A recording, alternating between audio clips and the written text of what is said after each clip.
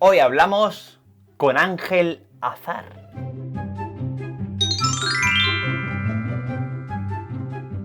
Bienvenidos magos, maguzos y todo el mundo en general a un nuevo vídeo en el que vamos a entrevistar a Ángel Azar.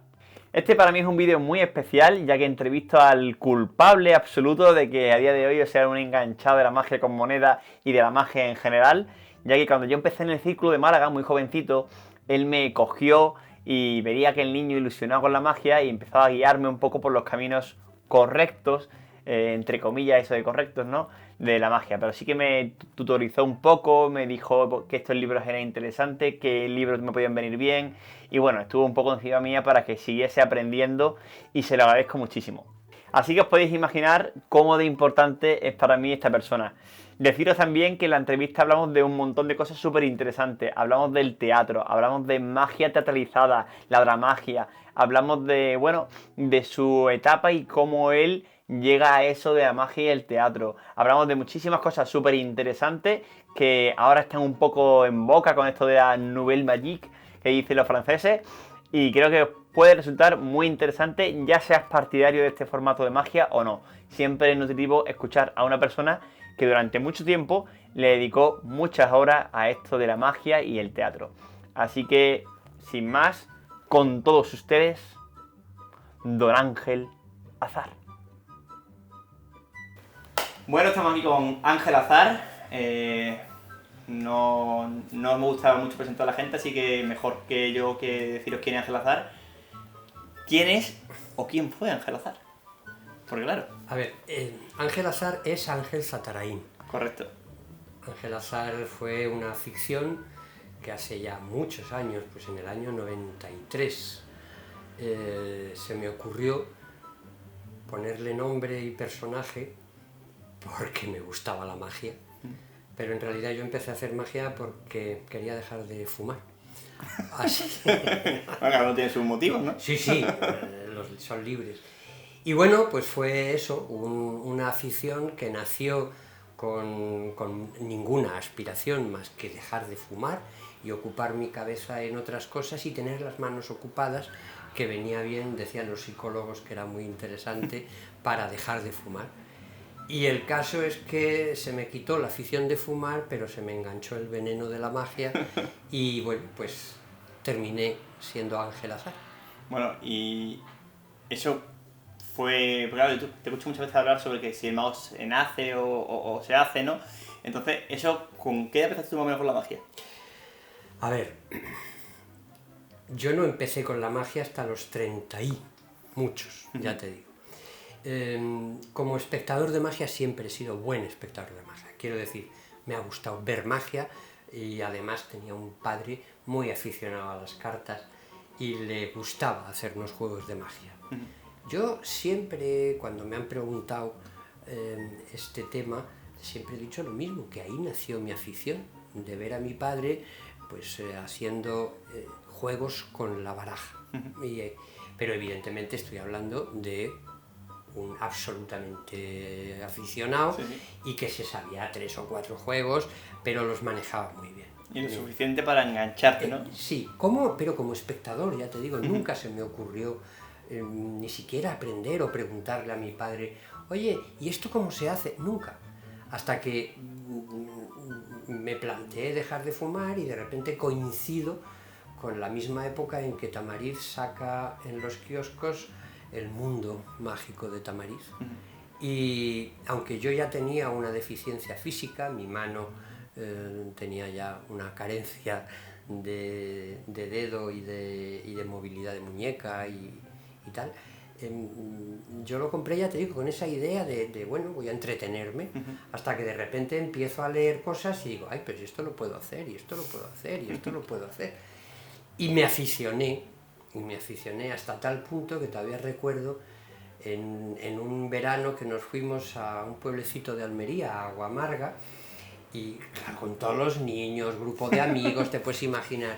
Y una noche que estábamos haciendo una barbacoa en una casa de las que teníamos alquilada, yo propuse hacer un espectaculito de magia, juegos todos del mundo mágico de Tamariz, no, ¿vale? O sea, elementos muy básicos. Y curiosamente, cuando termino de hacerlo a los que yo creía que eran nada más que me observaban, veo que desde las terrazas de al lado estaban todos mirando, ¿no? Y que cuando acabo, de repente el aplauso que yo solamente miraba a los 8 o 10 que tenía de frente, pues tenía más. Tampoco es que fueran una multitud, ¿eh? O sea, pero me llamó la atención. Y eso evidentemente me picó y a partir de ahí pues ya fue mucho más trabajo estable y hasta que en la misma revista del Mundo Mágico de Tamariz veo que informa de los círculos de ilusionistas de España. Hay una relación completa de aquel momento, verás tú. Y dije, ay, pues me voy a presentar. Y ya me presenté y bueno, pues eso, hasta que... Sí, una vez que entra ya en un círculo, si te gusta, ya has caído, ¿no? Sí, ya... Oh.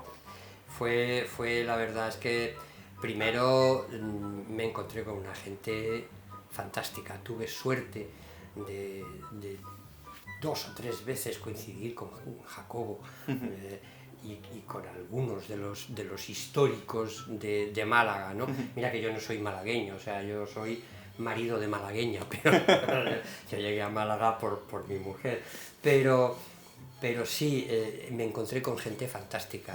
Jesús Blas, por ejemplo, estaba por allí, Tacconi, ya iba, y de hecho sigo siendo gran amigo de Tacconi, pero también estaba Miguel, también estaba, por supuestísimo, Jesús Luque, que para mí ha sido uno de los referentes de mantener la magia en Málaga. Sí, de hecho, ¿continúa de tesorero Jesús Luque? No, sí he hablado con él hace nada, seguimos teniendo un cierto contacto, ¿no? Pero fue para mí un referente por su manera de ser, por su manera de entender la magia, por su manera de, además, por su humildad. O sea, es una cosa increíble ese hombre. Sí, respecto a lo que has dicho, claro que no eres de Málaga, pero claro, entonces, ¿por qué crees que estamos haciendo una entrevista para la sección de Magos de Málaga? Porque algo tú tendrías que hacer medio bien en Málaga para que te metamos aquí, ¿no? Ser buen marido. La pregunta, la reformulo, la pregunta sería, o sea, ¿qué te relaciona a ti con la magia en Málaga? O sea, lo puedo decir yo, pero para que tú. No, insisto. Para mí, de hecho, mi relación con la magia en Málaga es que yo crecí como mago en Málaga. O sea, antes no había, como te he comentado, no había nunca ni tocado una baraja, a no ser para jugar al mus, que siempre me ha gustado mucho, pero nunca había tocado una baraja para hacer una magia, ni una moneda, ni nada. Fue en el círculo de ilusionistas donde yo realmente empecé a descubrir lo que era la magia y a entender lo que era la magia. Independientemente de que yo pudiera aportar pues mis manías del teatro, que esas las llevo conmigo desde que tenía 16 años, o de música o de espectáculo, pero eso es otra historia. Con la magia yo me encontré en Málaga y le debo a los magos malagueños que yo aprendiese y todavía recuerdo mi examen de ingreso, ¿no? Cuando preparándolo yo tenía el apoyo de Jesús Blas o de Tacconi, cuando yo le decía, oye, mira, que estoy haciendo esto, ¿qué te parece? Y ahora venían y te decían, oye, pues mira, la técnica esta, pues yo hice de Dales, si no recuerdo mal, y algo con cuerda, y algo con monedas, por supuesto, ¿no? pero como con total claridad te enseñaban, ¿no? También yo siempre recuerdo eso mucho de Jesús Blas, porque fue un gran amigo y hicimos muchas cosas juntos, y él me decía, Ángel, que conste que yo te hablo así porque veo que tú trabajas. Y yo decía, no hay poca enseñanza ahí, no veas tú, o sea, sí, a quien ves que curra, tú le apoyas, pero el que viene solamente a enterarse de este juego, sí, cómo se hace, y no ves que se lo esté trabajando y que se pelee con ese juego, ¿para qué? Usted, la magia no es que tenga que ser secreta, pero tampoco tenemos que divulgarla porque jugamos con algo tan importante como la ilusión. Y eso lo aprendí de los magos de Málaga. ¿Cómo no voy a estar relacionado? Es que me hice mago en Málaga. Tal cual. Has tocado varios puntos y para no tampoco robar mucho tiempo, quiero pasar rápido por algunos, pero bueno, me has dicho que te picaste aquí en Málaga la magia hasta tal punto de llegar a ser presidente del Círculo de Málaga. Sí, bueno, si me apuras, porque eso no le doy yo ningún valor. Honestamente, no le doy ningún valor. Yo con el tema de las sociedades tengo una idea muy clara, y es que todos los socios deberían tener claro que la sociedad la hacemos entre todos y que de vez en cuando uno tiene que dar un paso adelante y decir yo soy.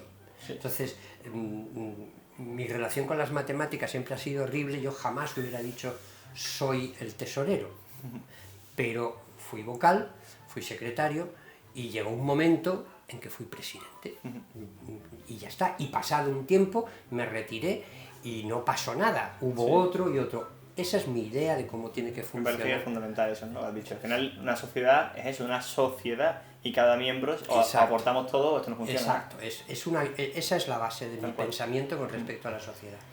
Si me apuras, yo te diría que llegué a ser profesional. Eso sí, me parece que fue el mayor logro del CIM, del Círculo de Ilusionistas Malagueños, con lo que a mí se refiere, ¿no? Porque aunque yo tenía un trabajo ajeno que me daba de comer, pero durante 20 años, desde que empecé se me ocurrió la primera vez irme al Congreso Nacional y resulta que alguien decidió que no estaba mal lo que yo hacía, y de repente me doy cuenta de que me empiezan a llamar para actuar. Y siempre me ha gustado, el teatro me ha gustado y me convertí en un profesional.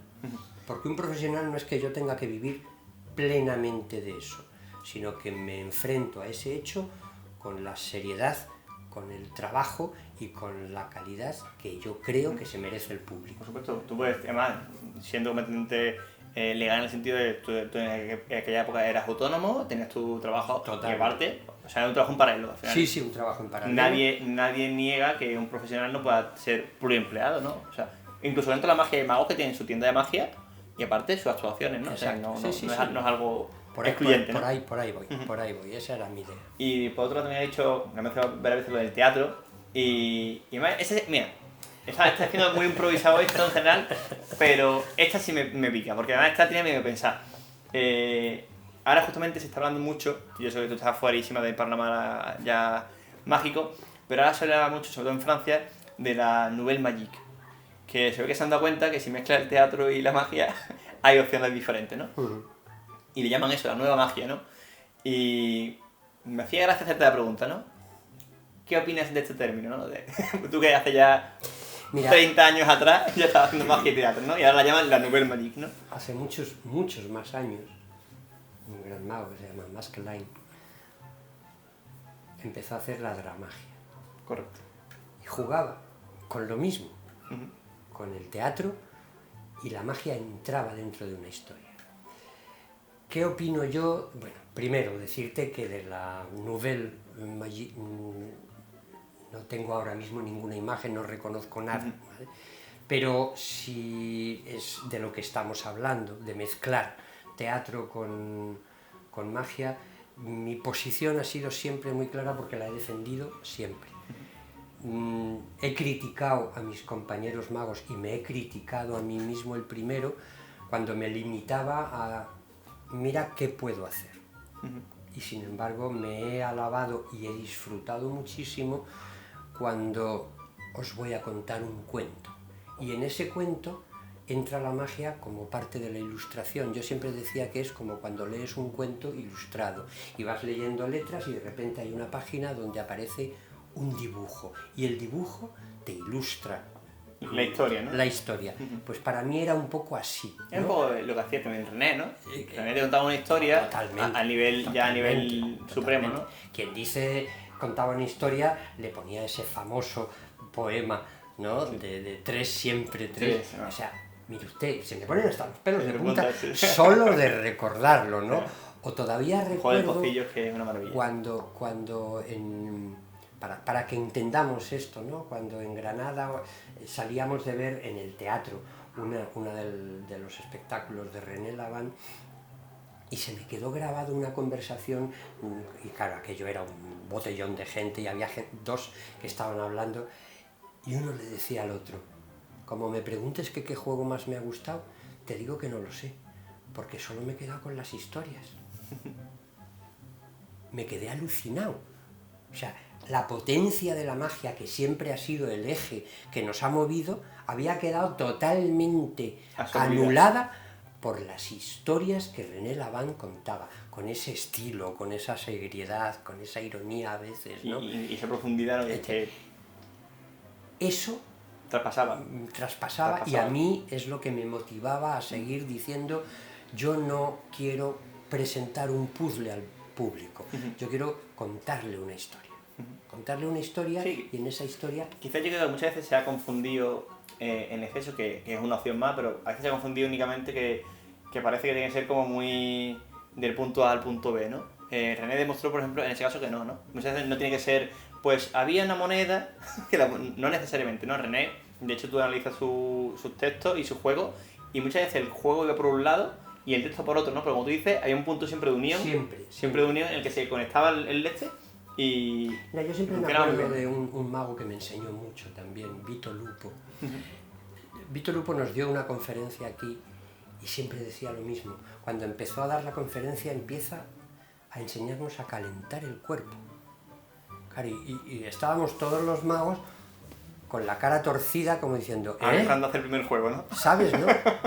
Y de repente él decía, no os podéis imaginar lo importante que es esto. No somos magos, somos actores que hacen magia. Y de hecho, su espectáculo, o por lo menos el que yo vi, aparte de otros muchos, era un arlequín. Era un mimo al que le pasaban cosas. Entonces, la emoción que añadía a la sorpresa de que te apareciese una bola, de que soplase una bomba de jabón y al cogerla fuera una pelota y empezar a jugar con ella y la pelota flotase y se moviese y se multiplicase, pero todo dentro de una historia mímica que generaba una emoción añadida que era hermosa, hermosa. Al final es que son capas, ¿no?, que vas añadiendo y al final es una suma, ¿no?, al final de todo, ¿no? Es como todo, o sea, yo siempre he dicho que, verás, la magia de cerca, siendo otra cosa, pero también entiendo que tiene que tener parte de esa esencia. Pero si estás en un escenario, es un conjunto, es en qué posición estoy, en qué lugar del escenario estoy, qué iluminación tengo, qué música le estoy poniendo. O sea, es un conjunto, no puede ser solo... mira que tengo aquí esta bola y la tiro al aire y desaparece y cae... Claro. Ojo, que si la propuesta es muy minimalista y demás, puede ser, siempre que se hayan buscado, ¿no?, quizás, ¿no? Yo entiendo que todo tiene que tener una coherencia. Correcto. Si tú planteas una propuesta minimalista, tienes que jugar al minimalismo, ¿vale? Eso le quita el que tú cuentes, y no digo narrar una historia, sino que le aportes una emoción. Correcto. ¿Vale? Yo creo que la palabra quizás que muchas veces hemos confundido o se ha maltratado a la magia teatral porque se habla de historia, parece que siempre tiene que ser un cuento, que puede serlo, puede serlo, pero yo creo que la palabra es justo la que vas a usar, ¿no? Una emoción, ¿no? Algo que le aporte la magia y que traspase al espectador. Exacto, ¿no? Tiene que capturar al espectador no solo por la sorpresa, sino por otras emociones que le vayan acompañando, porque la sorpresa es una. Pero siempre digo, es mi opinión, o sea que verás tú. Por supuesto. Al final es arte, es una disciplina artística, ¿no? Pero mi opinión es que cuando tú presentas al espectador un puzzle que encima, salvo error, no tiene solución para él, le dejas sorprendido, pero no emocionado. Le dejas una pregunta. Le dejas una pregunta y la cuestión, fíjate cómo esa otra pregunta que a mí tanto me joroba, con perdón, por no decir otras palabras. ¿Cómo se hace? Sí, es la pregunta natural, ¿no? Claro. Que sale, ¿no? ¿Cómo se hace? Mientras que, como te decía, en la salida de René Lavant, no preguntaban cómo había hecho, sino que salían con el corazón palpitante. Ahí es donde yo quiero llegar. A este respecto, yo quería, perdón. A este respecto, Me recuerda a Paco Agrado, nos conocemos más relativamente joven, tiene 28 años así, y el chico tiene una... de esta gente que, como yo digo, está tocado por varitas, ¿no? Y tiene una capacidad de embaucar únicamente con la palabra, y de esta gente que habla y el teatro tiembla. Y justamente lo que tú dices, ¿no? Yo vi su espectáculo unipersonal en Granada, y te digo que de cada 5, que es un porcentaje inventado absolutamente, pero un porcentaje importante del público, yo mismo salí, yo no me voy a hacer valiente, yo salí con un nudo de garganta en el espectáculo, mi chica salió llorando, y más de uno llorando, que no necesariamente tienes que llegar a eso, pero te había tocado. Sí. Lo que estaba claro es que nos había tocado a todos, ¿no? Salimos de allí, el que entraba y el que salía no era el mismo, eso se puede asegurar, ¿no? Y al final yo creo que eso es lo que creo que se debe buscar, ¿no? Yo esa es mi idea, o era mi idea. Quiero decir, sigue siendo mi idea, pero ya no la pongo, ya no peleo por ella, ya no la pongo en práctica. De hecho, estoy ya separado del mundo activo de la magia en todos los aspectos, ¿no? Entonces, pues... Y eso ya nos llegaba inexorablemente a la última pregunta. ¿Cuándo decide Ángel hasta aquí hemos llegado? ¿Cuándo decide Ángel? Ángel Zatarain. No Ángel Azar, claro.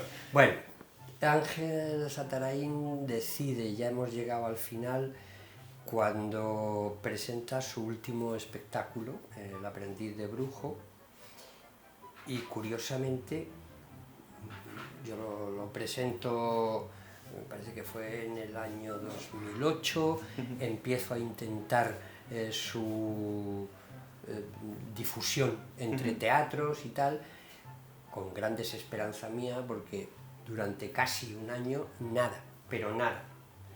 Y de repente, sin saber por qué, pues me llaman de la Sala Gurdulú de Madrid y voy. Y a partir de ahí no sé qué pasó, porque nunca lo he entendido, pero me empezaron a llamar. Y era la Sala Tragasueños, y la Sala Cuarta Pared, y la Sala Espejo Negro, y Black Point, y me recorrí España, y en un año hice como 50 y tantos bolos. Y cuando digo... Con el mismo espectáculo, claro. Sí, El aprendiz de brujo. El aprendiz de brujo, que además llevábamos 3 personas, o sea, iba yo, que era el que estaba en escena, y después llevaba un personal técnico de sonido y luces y otro de asistente de escena, ¿no? Pero fue muy duro, y cuando digo bolos no digo unidades, fueron 50 y pico contrataciones, porque cada vez que yo iba a un sitio eran 2 o 3 actuaciones. Con el consiguiente desgaste físico también, ¿no? Es que ese fue el motivo. O sea, cuando pasó ese tiempo, yo me encontraba muy cansado, porque claro, como he dicho, yo tenía otro trabajo paralelo, y claro, eso significaba que mis actuaciones eran de fin de semana. Pero si yo me tenía que ir a Valencia, a Madrid, a Sevilla, salía a las 3 del trabajo, y ahora coge el coche, cárgalo, busca a tus compañeros, vete a donde estás, y al día siguiente estás actuando. Si estaba cerca, incluso ese mismo viernes por la tarde, estabas actuando, ¿no? Entonces terminé muy fundido. Pero la guinda, todavía recuerdo que fue lo que me decidió, fue cuando me llaman de la Cuarta Pared de Madrid y me piden volver. Y yo les digo, vale, El aprendiz de brujo, ¿no? Dice, ¿no tienes nada nuevo? Digo, mira, llevo un año, que esto es una locura, es que no he hecho otra cosa más que actuar y mantener en dedos el espectáculo. Y me dice, no, pero es que nosotros tenemos la costumbre de que volvemos a invitar a quien creemos que tiene un nivel adecuado, pero claro, con algo nuevo. Y yo dije, ¿y este es el mundo comercial? Digo, no soy tan rápido, no puedo. Sí. No soy tan rápido, yo soy muy lento. No, te imponen una exigencia y al final es lo que hay, ¿no? Y entonces dije, señores, me parece que el ciclo magia se ha terminado. Mentía, porque aunque eso ocurrió en el año 2010, cuando terminaba, pero durante después 9 años, 8 años, todos los veranos en la feria de Málaga, me volvían a contratar para estar 9 días engañando a niños y adultos, ¿no? Pero me divertía esa contratación porque se acercaba totalmente, o sea, nos daban un tema. Hoy, este año, pues va a ser, ¿qué diría? Víctor Hugo, o van a ser los Grimm, o van a ser los piratas, o va a ser el mar, o va a ser los romanos, y entonces te generaba mucha historia, porque tenías que ir vestido como el tema. Sí, te suscitaba también la creatividad de adaptarlo al juego. Entonces entraba dentro de esa idea. Hasta que llegó ya la pandemia, la feria durante 2 años desapareció y ya dije, finito, ya se acabó. Sí. Hasta ahí llegó Ángel Azar. Sí. La verdad es que, bueno, yo, todo lo he dicho, lo he vivido de cerca, ¿no? Y claro, yo siempre tenía un poco de por qué de raíz. Y creo que ahora, escuchándote contándolo, creo que lo entiendo, ¿no? Porque creo que a veces hay momentos, como tú dices, lo que si uno quiere parar y más cosas que están tan arraigadas, o uno corta de raíz o no acaba nunca, ¿no? No. Yo creo que, como decían los clásicos, hay que aprender a decir no. Con buenas maneras, con buenos modos, pero hay que aprender a decir no. A mí siempre me ha costado mucho. Pero yo creo que fue una buena decisión. Yo creo que cuando decidí dejarlo era el momento y poco más podía aportar. Primero porque yo empecé tarde en la magia. O sea, yo hablo con gente, contigo mismo. Y, me has criado. Y es que yo empecé a hacer magia con 8 años, ¿sabes? ¿No? Y yo no. Yo empecé a hacer magia con 39 años. Cuando dejé de hacer magia tenía pues 60 años, 58 años o una cosa así. Mire usted, ya no había mucho recorrido, ni yo iba a ser capaz de aportar gran cosa. Me divertí muchísimo, le saqué algo de dinero, no voy a decir enormidades, pero le saqué algo de dinero, viajé y eso sobre todo me lo pasé muy bien y aprendí mucho. Eso es fundamental. Y ya está. Y te digo, al final yo creo que todo lo que uno hace con pasión y le pone ganas, el tiempo que le dedique, al final cada uno tiene sus tiempos, ¿no? Hay gente que le dura la afición, no la afición, hay gente que es aficionado y con los años se desgasta y hay gente, tipo, quizás te suena por el canal también, Camilo Vázquez, claro. Camilo Vázquez claro. sigue completamente actuando en la serie y súper activo, él sigue muy activo, ¿no? Y al final cada uno tenemos nuestros tiempos, ¿no? Sí. Y yo creo que lo que tú dices es importante saber decir hasta aquí, ¿no? Hasta aquí yo creo que puedo aportar. Pero te decía que al final todo lo que le pone pasión deja un poco de huella, creo yo. Me da esa impresión porque yo a día de hoy hablo con magos de Madrid o con el mismo GEA, hace no muchito, ¿cuándo fue? Que lo vi yo, en Vitoria, lo he visto en Vitoria hace nada, en Magialdea, y salió el tema, ¿no? De Málaga, sí bajo por Málaga, y salió, casualmente, a mí se me escapó de tu nombre, y se acordaba completamente de ti, ¿no? Completamente de ti. Sí, hombre, Ángel Azar, y creo que de hecho en el nacional que tú ganaste, no sé si fue en Vitoria o cuál fue, creo que actuasteis juntos en ese nacional. Me creo recordar decirlo. Sí, hubo una ocasión en que él y yo, en la gala de premiados, actuamos. Algo así me comentó por allí, ¿no? Sí. O sea que al final parece que no, pero oye, algo ha quedado ahí, ¿no? Yo... Por lo menos molestar has molestado, desde luego, ¿no? Se nota, ¿no? Hacer ruido ha hecho ruido, ¿no? No sé si hice gran ruido, porque además, como siempre digo, yo he sido el peor comercial del mundo y de mí mismo. Me siento muy identificado. Pero sí que reconozco que de alguna manera el trabajo que yo hice no debía estar demasiado deshecho, porque el boca a boca es lo que a mí me mantuvo y fueron 20 años manteniéndome. O sea, sí, que de alguna manera yo nunca, ya te digo que la única vez que yo intenté realmente hacer publicidad de mi espectáculo fue cuando hice El aprendiz de brujo y durante un año estaba desesperado. Pero nunca en otros momentos he hecho nada y sin embargo he trabajado sin parar. O sea, he trabajado para Havana Club, he trabajado para Jameson, he trabajado para Cartojal, he trabajado en muchísimos eventos para Mazda, Sí. Es decir, un montón de cosas donde solo ha funcionado el boca a boca. Literalmente. literalmente, es decir, y uno te llama y, oye, mira, que creo que funcionarás muy bien y tal, y vente y tal, o hazme una prueba. Sí. Algo no he debido hacer demasiado mal para que esto haya funcionado así. Ahora, en el impacto mágico, en el mundo mágico, yo creo que muy poquito porque no, lo único que he podido aportar, ya te digo que es ese detalle de intentar unir, ¿no? Teatro o emoción, no siempre lo he conseguido. Y bueno, pues me parece que si te metes en internet, me parece que lo único que alguien ha dicho que tenía un poco personal era la rutina de cubiletes en verso, sí. que llamaba un poco la atención, pero simplemente porque era una rima estrafalaria de cacharro con barro. De cacharro con barro, así, o sea, a lo fiera. Pero bueno, era en verso y quedaba simpática. Me quieres saber esa rutina, ¿eh? Me quieres saber esa rutina un poco.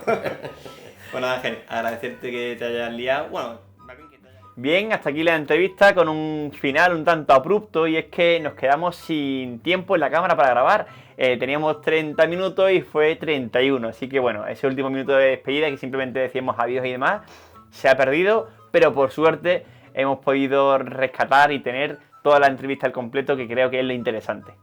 Simplemente decirte que si te ha gustado el vídeo y quieres ver más vídeos como este, nos apoyes dándonos un like ahí con el dedito para arriba y te suscribas al canal y active las notificaciones, que eso te va a ayudar un montón porque te avisará YouTube cada vez que yo suba un nuevo vídeo.